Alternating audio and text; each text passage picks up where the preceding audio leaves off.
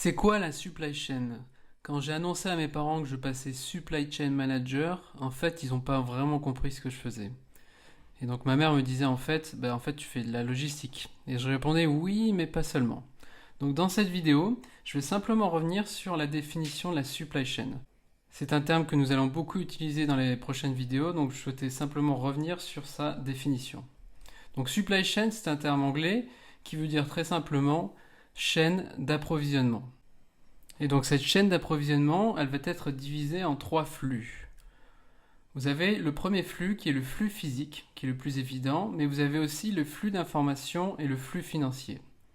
Donc le flux physique, si je reviens dessus rapidement, en fait ça va être vraiment le déplacement et le stockage d'une marchandise. Donc ça va partir d'un site de production pour aller probablement vers un entrepôt, ou peut-être plusieurs entrepôts, pour aller ensuite vers un magasin ou vers un client final si vous travaillez sur Internet ou si vous travaillez avec une distribution classique. Donc ça, c'est vraiment à quoi tout le monde pense. C'est vraiment, encore une fois, le stockage et le transport de marchandises. Donc on peut l'associer avec la logistique. Le deuxième flux que l'on va retrouver, c'est le flux d'information. Donc le flux d'information, si je dois le résumer, c'est un peu le cerveau qui va faire fonctionner le flux physique. Donc dedans, on va retrouver énormément d'informations. Donc par exemple, on peut le résumer par un quoi, où, comment, combien et quand. Donc par exemple, on va retrouver toutes les informations produits, tout le catalogue produit, les caractéristiques de tous vos produits. On va retrouver aussi toutes les informations liées aux fournisseurs. Donc quand je parle d'informations, ce sont les informations, mais aussi toute la stratégie d'approvisionnement. Par exemple, vous allez devoir réfléchir, est-ce qu'il vaut mieux approvisionner depuis l'Asie avec un coût faible, mais un délai long, ou est-ce qu'il vaut mieux approvisionner depuis un délai court si vous êtes en Europe, mais avec un prix d'achat plus élevé. Donc c'est vraiment toute l'information et la stratégie liée à l'approvisionnement. Vous allez aussi avoir toutes les informations liées avec vos prestataires. Donc ça peut être des prestataires logistiques, ça peut être des transporteurs, ça peut être des personnes avec qui vous travaillez pour faire passer vos produits en douane. Donc vraiment toutes les informations, c'est un peu comme une énorme base de données, sachant que généralement vous en avez plusieurs, et ça serait bien d'en avoir une d'ailleurs, mais c'est vraiment toutes les informations liées à votre chaîne d'approvisionnement. On va aussi retrouver du prix, on va retrouver tous vos historiques de vente, de mouvement, tous vos indicateurs, donc tous vos indicateurs de performance si vous en avez, j'espère que vous en avez, tout ce qui est lié vraiment à votre client, et en fait toutes ces informations, ce que j'ai envie de dire, le défi de toutes ces informations, c'est de savoir les utiliser pour prévoir l'avenir. Et en fait, l'un des défis, je vais en reparler tout à l'heure, mais ça va être vraiment d'utiliser ces informations pour prévoir ce qu'il va se passer. Parce que si vous savez exactement ce qu'il va se passer dans le futur, finalement, la supply chain, c'est assez simple. Mais le vrai défi, c'est de prévoir ce qui va se passer. Donc, flux d'informations fondamental, sachant que on dit que la logistique, c'est le flux physique, stockage, entreposage, mais finalement, en fait, la logistique aussi a des flux d'informations, donc tout est extrêmement lié entre l'information et le physique. Et la logistique n'est pas seulement le flux physique. Par exemple, dans un entrepôt, pour savoir comment vous allez prélever vos produits, pour optimiser toute votre logique de mouvement dans un entrepôt, vous avez besoin d'énormément d'informations pour optimiser tous ces flux. Donc, tout est extrêmement lié. Le dernier flux, ça va être le flux financier. Donc on pourrait dire que le flux financier est aussi une information, mais en fait, le flux d'argent est vraiment une stratégie d'approvisionnement à part entière. Et donc en fait, généralement, on la dissocie surtout dans les très grosses entreprises où vous allez gérer des multi-devises, donc différentes devises. Un petit clin d'œil aujourd'hui, je fais cette vidéo, là, le Bitcoin n'est pas encore une monnaie officielle. Peut-être qu'elle le sera, peut-être qu'elle disparaîtra. Mais en fait, la stratégie de comment vous allez faire déplacer l'argent autour de vos fournisseurs et dans votre entreprise est vraiment un flux à part entière. Donc on se retrouve avec ces trois flux, flux physique, flux d'information et flux financier. Donc le défi de cette supply chain, c'est de gérer ces trois flux. En termes d'organisation, généralement, donc moi, je peux vous donner mon exemple, en tant que supply chain directeur, je vais animer un manager logistique qui va s'occuper vraiment de la partie flux physique. Je vais animer une personne qu'on va appeler en anglais souvent le demand planning, donc une équipe qui va s'occuper de la prévision et de la planification de la chaîne d'approvisionnement, donc extrêmement liée à la partie approvisionnement et surtout à la partie prévision, donc responsable de la prévision.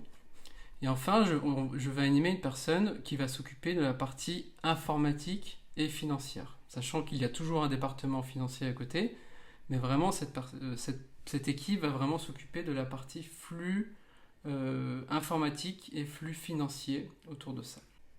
Et donc les défis de la supply chain, il y en a plein, mais j'ai envie de les résumer simplement à cette phrase qui est très simple, qui est de rendre accessibles ces produits au bon moment, au bon endroit et au meilleur prix. Et donc le meilleur prix, le défi du meilleur prix, ce n'est pas simplement d'acheter le moins cher possible, mais c'est vraiment d'avoir une supply chain la plus efficace possible. Et donc pour ça, il va falloir vraiment trouver l'équilibre entre la satisfaction client et la rentabilité de votre entreprise. Par exemple, vous ne pouvez pas avoir un stock infini de produits juste pour satisfaire vos clients. Il va falloir être le plus précis possible et avoir une qualité de prévision la meilleure possible pour pouvoir optimiser votre stock. Vous n'allez pas non plus pouvoir livrer tous vos clients en moins de 5 heures.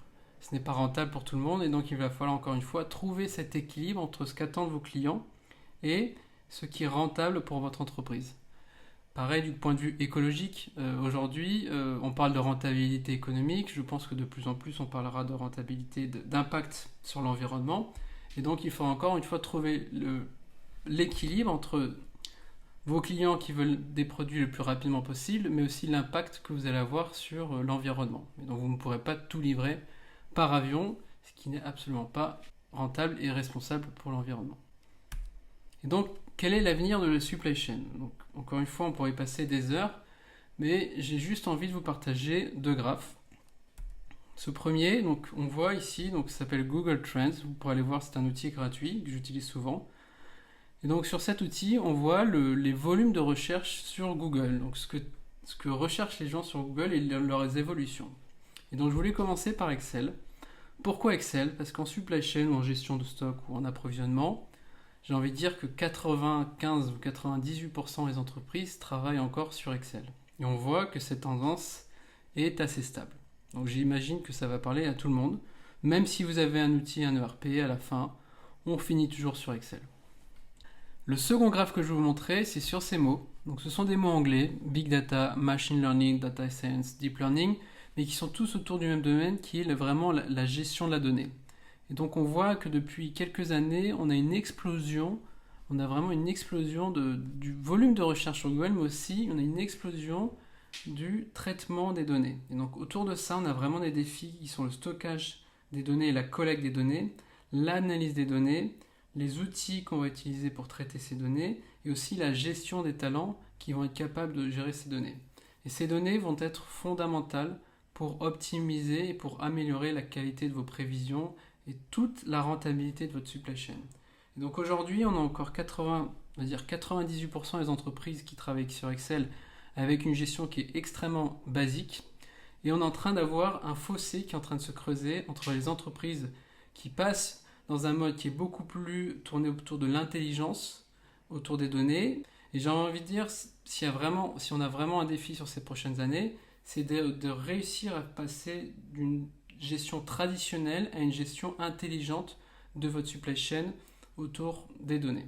Donc si vous devez un jour vous reconvertir ou si vous devez vraiment investir votre temps, passez-le vraiment sur les données. Je peux vous assurer que c'est vraiment un domaine qui est en train d'exploser.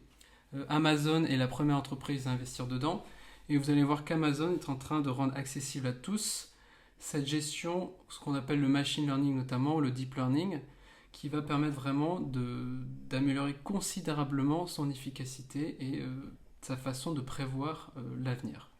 Voilà, donc en conclusion, l'avenir de la supply chain passera par le traitement et l'intelligence autour des données. J'aurai l'occasion d'en reparler dans des prochaines vidéos. Si vous aussi, vous avez des proches ou de la famille qui ne comprend pas ce que vous faites en supply chain, je vous invite à simplement partager cette vidéo ou à vous abonner à cette chaîne pour avoir plus de conseils et d'analyses autour du monde de la gestion du stock et de la supply chain. Si vous souhaitez aussi recevoir des solutions simples et rapides pour optimiser votre stock, je vous invite à consulter les liens qui sont sous la vidéo. À très vite!